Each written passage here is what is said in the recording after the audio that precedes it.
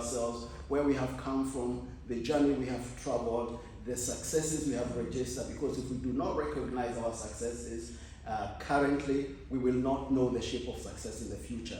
We need to know and build on what we've already done in the past in terms of fighting HIV, AIDS, and keeping focused on the idea of ensuring that it's no longer a public health threat in our country. So it would be remiss of me not to congratulate Eswatini, not to congratulate His Majesty's government and all of Eswatini for all the efforts that have been made to meet targets, and even meeting these targets ahead of our 2025 target date. So congratulations, let us continue to celebrate our gains in this journey. And in celebrating these gains, of course, we must continue to remind ourselves what it is that we did well and that got us to this place. And in my mind, these are lessons about community engagement. These are lessons about fighting stigma that we have been reminded about. Lessons about investments at scale. A lot of resources have gone into this. These are lessons about national and global partnerships, but importantly also for us, it is a lesson about leadership, including the famous call by His Majesty that fighting AIDS was Yindaba Yeku Songe. It's also a story of leadership meeting partnership. And so we have to acknowledge the enduring partnership of various actors. I don't know whether the Global Fund representatives are in the room. Global Fund? No? Yes, recognizing the contribution of the Global Fund, which we are told has invested over $265 million over the years, $1 over the years in the fight against HIV, TB, and malaria. We also want to recognize other partners who include PEPFAR, which is represented here, the European Union, I'm not sure they are here, a host of international and national NGOs. Earlier on I saw World Vision representative in the room. Yes, recognizing all this solidarity, and of course our own United Nations family. I see we are represented by WHO and UNAIDS and other colleagues from the United Nations family. So it is a celebration of partnerships that has gotten us to this particular place.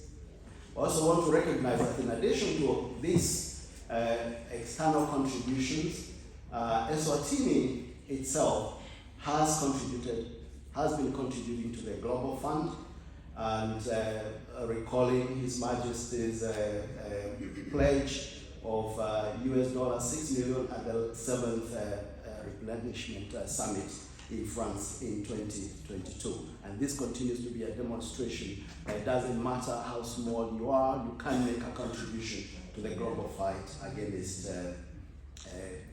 HIV/AIDS. Now, we should not stop at celebrations, celebrating our successes, but we must, as we have been reminded, remember that there is a journey yet to be traveled. And again, as I said, these lessons, these celebrations, they're as good as they serve as signposts, as landmarks that help us to know where we need to go first to get where we want to go. I just want to draw quick attention to the recently released global update for 2024. The report, you probably already know about it, is titled The Urgency of Now, AIDS at a Crossroads. And it reminds us that we still have some way to go before we fully win the battle. It raises three important things that I want to mention quickly. One is that progress globally has been stagnating. We reached a place where we were climbing steeply, but we have stagnated we are not winning the battle against new infections. This is not just for Eswatini, it is globally. And we need to reflect and understand why it is that we stagnated, we climbed the hill, reached a plateau, and stopped there. We need to continue climbing in order for us to be able to win the battle. Number 2, it talks about increasing inequalities. And we cannot fight HIV/AIDS if we do not fight other battles to reduce inequalities, particularly with regard to HIV outcomes. Thank you so much, CEO, for highlighting where we need to put our attention in terms of ensuring that outcomes are equal across our populations, particularly the group of people we call key populations, and the stigma that continues to inhibit our successes in this particular area. The third one is that we are reminded that the impacts of COVID-19 are still with us.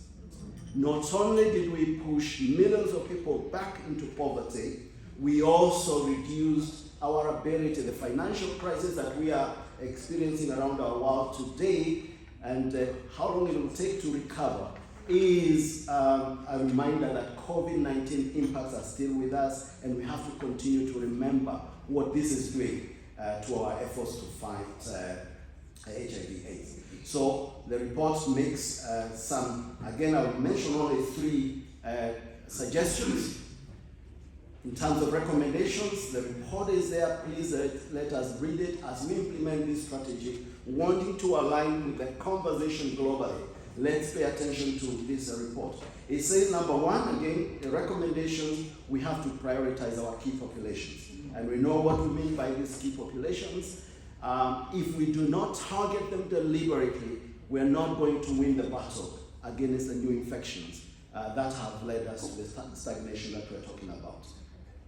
We also have to continue broadly strengthening, that's the second recommendation, strengthening our health delivery systems. It has to be functioning health systems across board in order to be able to deal with all these issues. And finally, the third one is in terms of increasing both global and national funding and budgets, as well as strengthening cooperation and partnerships. And that's why I started by paying homage to the partnerships that have led us to the space that we are here. As I conclude, let me highlight these 2 or 3 messages. First of all, that the success of this new strategy that we are launching today is going to depend not only on the health interventions, specific health interventions, but also on addressing the social determinants of health that drive the epidemic. Poverty, gender inequality, violence against women and girls, the stigma that we have talked about, all these are barriers that we have to address, even as we address the health interventions to deal with HIV/AIDS. Number 2, we have to remain evidence-based.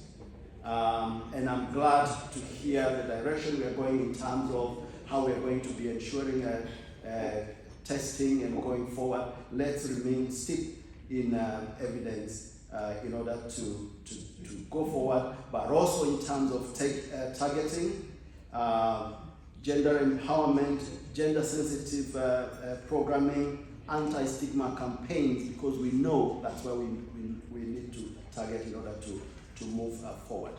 Third and finally, let's not forget things that we have done and discussed in the past. I've been here 2 years, and I can remember the campaigns, initiatives that we have launched in the past. And sometimes I sit and listen and watch, and I wonder whether we launched these campaigns and forgot about them. So in the past, we have launched these several campaigns about keeping our girls in school, because if they are not in school, they are somewhere else, and they are falling prey to others. I know the Honorable Prime Minister perhaps will say something about the reverse thinking about this that we were whispering about. and so on. But campaigns about keeping our girls in school is important.